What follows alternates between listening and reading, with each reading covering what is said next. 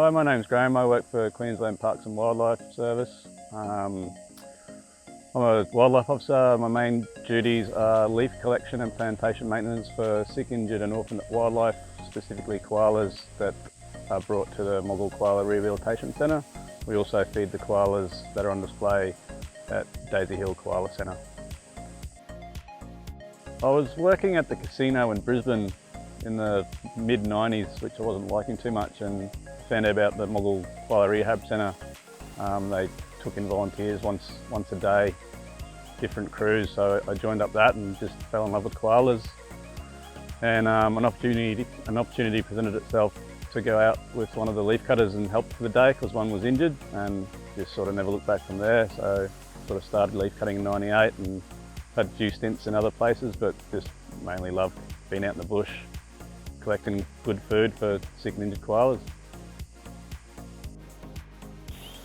So that's 20 pieces of leaf. That's probably enough to feed 2 koalas for a day. They're hungry.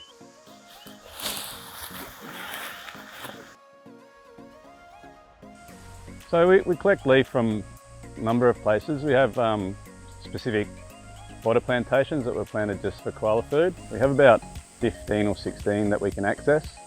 They're owned by different city councils, so there's a couple of Brisbane City Council plantations, Redland Bay, Logan City, a couple in the Scenic Rim, and also Somerset Regional have put in a couple as well, which is really handy because they're safe spaces for us to go to, and generally there's always some sort of leaf, good quality leaf there for us to go to. We also cut private land, so development areas, farming land. We can cut anywhere from sort of, Brisbane right through to Warwick, as far as Gatton, Toowoomba, places like that. We just get about scouting land, and farmers are really generous with their land and let us harvest from there as well. Roadside used to be a good option a few years back, but not as good now. So mainly private land and plantations is where we get the majority of our fodder from. We work on about 10 pieces per animal per day. So at the moment we've got 21 koalas between Moggill and Daisy. So that's about 210 a day. And on a Monday we do a 2-day cut, Wednesday 2-day cut, Friday a 3-day cut. But if we have a lot of animals, we'll do a Thursday cut as well. The challenges we face, I guess, quite similar to koalas really. So time of the year, winter it's quite difficult because it's generally dry, the trees are quite dormant. So when we're out cutting, we want to cut the freshest regrowth, so it's got the most moisture content. That's the beautiful fresh growth that we're after. Yeah, it's nice, yummy. Summer's generally the best time to cut leaf.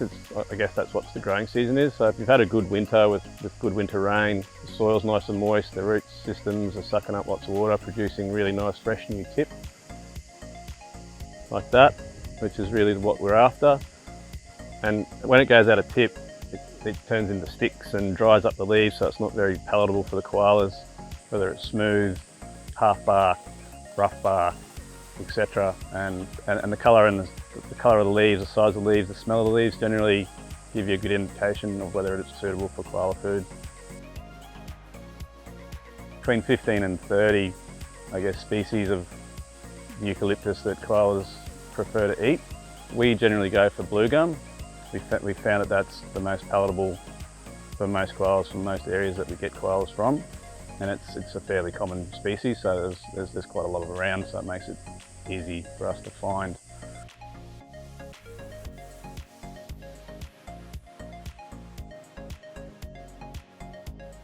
Hi, my name is Alyssa. I'm a wildlife officer here at the Department of Environment, Tourism, Science and Innovation, part of the Koala Habitat Program and Partnerships here at Moggill.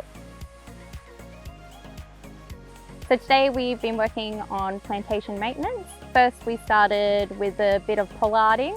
So every couple of years we have to cut the trees back just to ensure easy access for our leaf cutters, as well as encouraging that fresh regrowth. We followed that by then mulching the trees that we had cut to then spread on our rows to retain moisture and also suppress weeds to encourage further growth.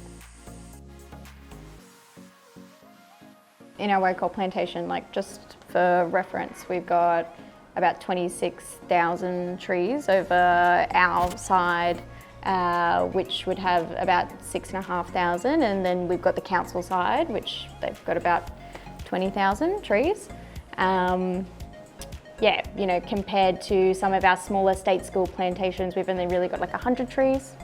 So obviously a lot of our maintenance work is going to be focused at Wacol.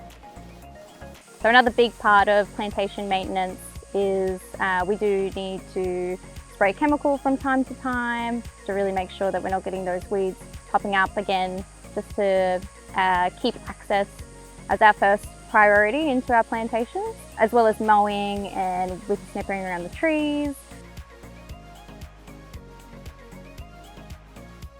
Occasionally you'll definitely see some wild koalas around. Not too often, I'll be honest, as we do like to keep the trees at a height where they don't really enjoy to live. Usually with our plantations, they'll have surrounding habitat, so you will see them around quite often.